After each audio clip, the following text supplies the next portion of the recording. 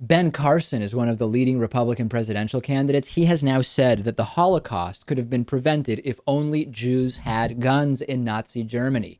He made his comments during an interview on CNN. He was being interviewed by Wolf Blitzer, who read back a passage from Dr. Carson's new book, A More Perfect Union.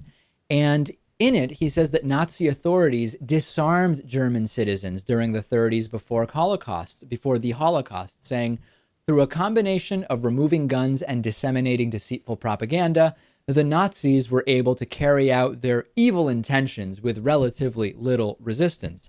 He was asked about it by Wolf Blitzer, and he followed up saying, quote, I think the likelihood of Hitler being able to accomplish his goals would have been greatly diminished if the people had been armed. That's a reason these dictatorial people take the guns first.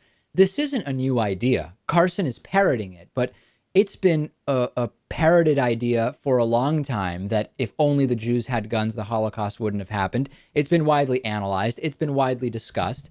It is bogus revisionist history. Deborah Lauder, the civil rights director for the Anti-Defamation League, commented saying, quote, in no way could armed people have stopped the totalitarian power of the Nazi state. There could be symbolic resistance, as we saw in the Warsaw Ghetto Uprising, but it could not have stopped the Nazis, not to mention after the Warsaw Ghetto Uprising, the repression increased exponentially, Lewis, and some European Jews did have access to firearms. It is true that, among other things that Jews were banned from doing in pre-World War II Germany, gun ownership was part of that. In 1938, the Nazis issued, quote, the regulations against Jews' possession of weapons. The question is whether that was responsible for dooming the Jews, as the pro-gun right suggests, and it is completely without substance. As we heard from columnist Michael Moynihan, guns could not have made the difference. The Holocaust was a state-sanctioned outpouring of violence from the German public. The idea that Jewish survival would have been drastically different if they had more handguns, the guns that they could have conceivably obtained at that time, is simply not true.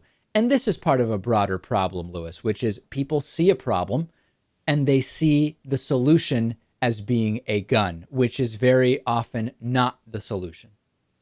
Yeah, I mean, just think about it. If this minority had small arms, somehow they would have been able to prevent all of this. It's just absurd. And actually, many civil rights groups say it's offensive.